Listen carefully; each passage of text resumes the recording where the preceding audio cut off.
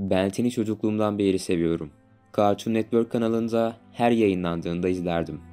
Doğrusu bugünden beri diziyi her hatırladığımda beni güzel zamanlar iletiyor. Aynı zamanda güzel bir nostalji. Kullanıcısına süper güçlere sahip farklı canavarlara dönüşmesini sağlayan 10 yaşında bir çocuğun gizemlerle dolu bir saat bulduğu ilk orijinal dizi.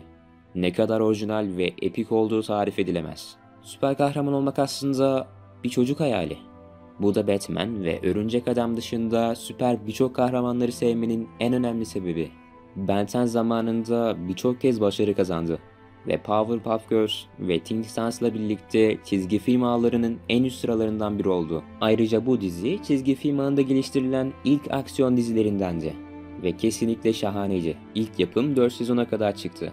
Benim büyüdüğü ve kendisinin baş düşmanı Vilgax'ın pençesinden kaçarken farklı süper güçlere sahip daha fazla uzaylının kilidinin açıldığı Alien Force ve Ultimate Alien serileriyle sezon sayılarının artmasıyla birlikte hikaye büyüdü. Eğlenceli ve hayal ürünü olan dizi artık farklı yaşlardaki herkesin hayran kalacağı bir haldeydi. Ama 2012 yılında Ben 10 Ultimate Alien sona erdiğinde her şey değişti. Hikayenin Omniverse ile birlikte başka bir devamını aldık.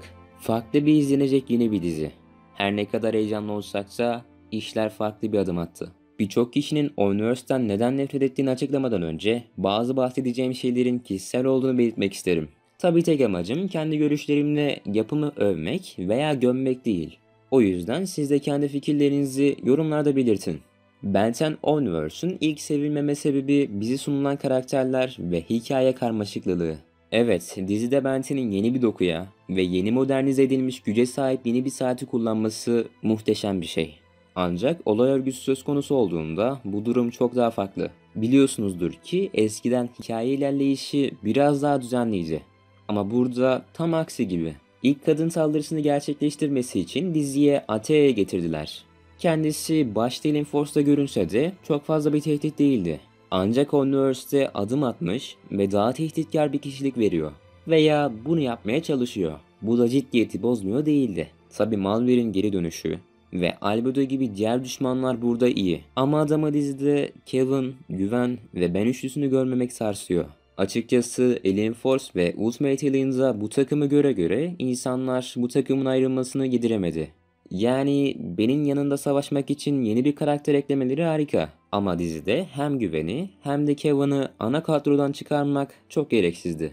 Tabi yine de daha sonradan katılıyorlar ama birkaç bölüm sonra gelseler bile Ben 10 eskisi gibi hissettirmiyor. Ya zaten Vilgax bile tüm gösterinin en korkutucu kötü adamıydı. İtici olmayan kötülerden biriydi. Ancak Omniverse'e geldiğinde Vilgax'ı aşağı çekmek zorunda kaldılar. Zaten bazı kişilerin bile favori karakterleri kötü adamlardan oluşuyor. Özellikle Vilgax'la yaşanan onca şeyden sonra Vilgax'ı bu şekilde görmek insanları sarstı. Omniverse'ün bir diğer sevmeme sebebi sanat tarzı. Ya benim bile en nefret ettiğim şeylerden biri ani sanat tarzı değişikliğiydi. O kadar garip gelmişti ki bunu neden yaptıklarını bile anlamamıştım. İlk etapta yani arka planlar normal görünüyor gibiydi ama her karakter bir garipti. Tabi senaryolar hiç fena değil ama bu insanlara yeterli olmuyor. Sanat tarzı şahsen benim bile görmezden gelmeye çalıştığım en zor şey. Ancak her zaman sahnelerden ziyade aksiyona odaklanırsanız sorun ortadan kalkacaktır. Bir diğer sebep ise her karakterin ve uzaylının yeniden tasarlanması.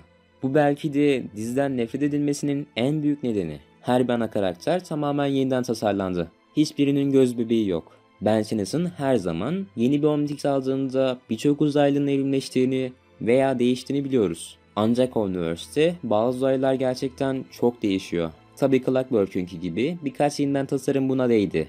Ama çoğu için aynı şeyi söyleyemem. Orijinal serideki ilk uzaylıların çoğu aynı kaldı.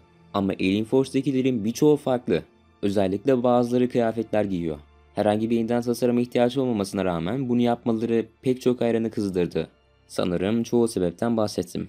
Bunlar temelde acı bir doğru. Dövüş sahneleri ve yeni uzaylılar üniversitede en iyi şekilde olduğu için dizi kesinlikle çöp değil.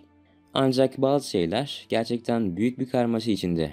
Pekala o zaman bugünlük benden bu kadar olsun. Belki daha sonrasında Omniverse'ün iyi olduğu birçok konulara değiniriz. Tabi sizler de istiyorsanız. O zaman bir başka videoda görüşmek üzere dostlar. Hoşçakalın.